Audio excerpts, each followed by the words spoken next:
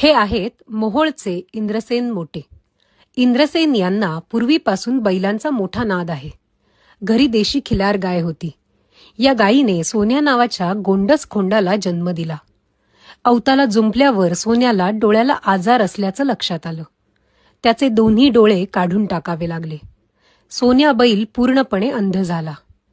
जीवापल्याड जपलेल्या सोन्याला कसाबाला विकणं हाच उपाय डॉक्टरांनी सांगितला. पण इंद्रसेन मोटे यांनी जो निर्णय घेतला त्याचा तुम्हालाही अभिमान वाटेल. डॉक्टरला म्हणलं नाही, एखादा आपला माणूसच आदू झाला तर आपण काही सोडून देत नाही किंवा त्याला मारून टाकीत नाही. त्यामुळे आपण ह्याला जीवानीशी काय खेळायचंच नाही, म्हणलं आपल्याला ह्याला कसाबाला द्यायचा नाही. इंद्रसेन यांच्या आईने अंध सोन्याला